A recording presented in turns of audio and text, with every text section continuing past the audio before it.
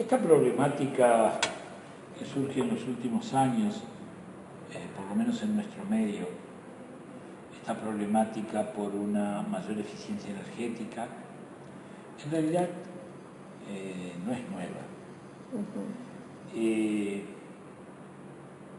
Hace más de 30 años en el país existen todos los años, es decir, reuniones científicas vinculadas a un organismo que se llama ASADES, es decir, produce reuniones anuales con infinidad de trabajos técnicos científicos sobre formas de utilización de fuentes de energías renovables. Comenzó siendo la Asociación Argentina de Energía Solar, hoy lo es de uso racional de energía, fuentes de energía alternativas y demás. Y durante muchísimos años se hicieron innumerables prototipos aprovechando la energía solar, mejorando las condiciones de aislación, de orientación, y generó toda una corriente que se llamó el bioclimatismo de los años 80. Lamentablemente, estas riquísimas experiencias y el know-how que eso generó nunca fueron aplicados, ni tomados por el gobierno, ni aplicados por, digamos, los diseñadores en términos generales para su aplicación en un carácter masivo. Pero hay una suerte de reverdecer de estos conceptos bioclimáticos, porque van muy parejos, muy emparentados con esto de una arquitectura con criterios de sustentabilidad. Muchos de las condiciones que hoy se le exige a un edificio con criterios de sustentabilidad son exactamente las mismas, es decir, de aquellas que se utilizaron a principios de los 80 o a mediados de los 70, es decir, en lo que se llegó a llamar arquitectura bioclimática. Lo que cambia que son los materiales, la tecnología que se va desarrollando. Sí, ¿no? Cambian los materiales, la tecnología y también algunas otras concepciones se hacen, digamos, menos, en algún momento eran más ortodoxos, más principistas, y el objetivo de ellos era generar modelos de desarrollo donde prácticamente se podían, en algunas regiones del país, sobre todo en climas áridos donde hay amplitudes térmicas diarias, prácticamente con la energía solar y con la propia construcción del edificio y algunos elementos adicionales, eran edificios que no necesitaban energía extrasomática fuera, digamos, adicional, prácticamente más que un mínimo de energía eléctrica que hasta podría ser provista hoy por paneles fotovoltaicos, sobre todo en situaciones de aislamiento del medio. Ese tipo de cosas nos da una riquísima experiencia, un riquísimo conocimiento que ayornado podría aplicarse hoy para considerar, mejorar los edificios actualmente existentes. Sí, o los barrios de ahorro de eficiencia energética, que hay algunos proyectos. Hay algunas cosas que son interesantes en eso, que no son menores. El Instituto Provincial de la Vivienda de la provincia de Buenos Aires, por ejemplo, está haciendo un grupo de viviendas y tiene un plan para replicar esto en un número más importante. Está haciendo en la ciudad de Tapalqué, en la provincia de Buenos Aires, unas viviendas en donde interviene el Instituto Provincial de la Vivienda e interviene uno de los institutos de investigación de la Universidad de La Plata. En Santa Fe también creo que hay proyectos de sí, también hay algunas cosas, solar. Pero los que a mí los tengo muy cercanos aquí en Buenos Aires, esto de Tapalqué, ya van a ser un grupo de viviendas, ya han comenzado, y algunos elementos para ser aplicados, muros tipo TROM, muros acumuladores de energía solar, es decir, calentadores solares de agua, colectores solares planos, es decir, ventanas con DVH. En uno de los módulos posiblemente haya una de ventanas de PVC que se van a proveer para ser ensayadas y aplicadas en el mismo. Es decir, hay una cantidad de cosas que son sumamente interesantes al respecto. Esto por la práctica.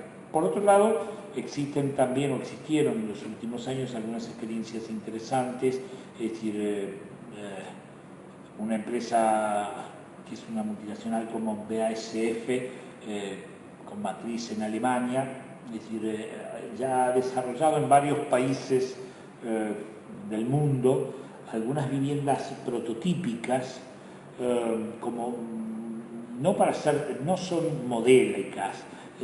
La diferencia es que son especie de showrooms donde muestran ciertas cuestiones tecnológicas, con edificios de alta eficiencia energética y algunos elementos sumamente interesantes para que puedan ser aplicados en distintos lugares. A mí me tocó la suerte de poder participar en el proyecto y la ejecución de una de esas casas, la primera en Sudamérica, que se hizo en Tortuguitas. Hoy se está convirtiendo en una suerte de centro de investigación esa casa, porque es sometida a mediciones permanentemente y demás, donde hay una serie de equipamientos y soluciones sumamente interesantes, y en la que de alguna manera BASF acordó con algunos partners, es decir, la posibilidad de algunos elementos, de algunas implementaciones. En ese caso, las ventanas que fueron provistas por beca son un ejemplo interesante de un esfuerzo importante, coordinado, para mostrar las cosas que existen con altos desarrollos tecnológicos en el mercado, a tal punto que se trajo de Alemania, es decir, por avión, son unas ventanas que están en la planta alta del edificio, que tienen triple vidriado hermético, con argón como gas intermedio, y unos cerramientos automatizados de cortinas de enrollar con poliuretano interior, de PVC con poliuretano interior. Obviamente, si bien son para extremas condiciones invernales, es decir, es una situación para poder mostrar que ese tipo de cosas existen y se pueden hacer. Son unas ventanas impresionantes y además con un aislamiento acústico formidable. Está en el medio de una planta industrial que produce, así, una planta industrial, y cuando uno abre o cierra las ventanas se da cuenta de que está en una planta industrial. Esto por un lado. Por otro lado, la planta baja de esta vivienda prototípica, se utilizaron, es decir, aberturas más simples de doble vidriado hermético, que son las que hoy Beca ofrece al mercado, son habituales, o sea, no son ultra sofisticadas. Todas esas cosas están siendo chequeadas, además medidas por el INTI, lo cual no es una cosa menor, hay universidades involucradas y ese tipo de cosas. Por otro lado, a mí me tocó ser uno de los partícipes y presentadores, no solo en Buenos Aires, sino en Montevideo y en Bogotá, de la Casa Alemana. La Casa Alemana en realidad era más bien una excusa, era un prototipo de una vivienda que había ganado por 2 años consecutivos un concurso que se hace en Estados Unidos sobre viviendas construidas por estudiantes. Curiosamente, donde está localizado el Passive House Institute, en la Universidad de Darmstadt, en el norte de Alemania,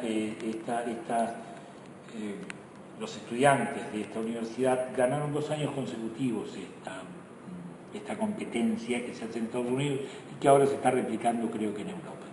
Y en virtud de eso, es decir, el gobierno alemán decidió utilizar esa casa, que se arma como una suerte de containers y tiene elementos de alta sofisticación tecnológica, es decir, de llevarlas por distintas ciudades de Latinoamérica, capitales de Sudamérica, y al hacerlo, además produce no solo una muestra que es accesible y demás, sino producía una serie de seminarios en los que yo tuve la suerte de participar en muchos de ellos, y esto fue el objetivo, es que para los alemanes el tema es un tema central, y entonces digamos, tratan de difundirlo, porque por otro lado nunca podrían estar ajenos a digamos, a las consecuencias de que otros países no utilicen, no viven en una burbuja. Claro. Entonces, si todo el mundo no toma criterios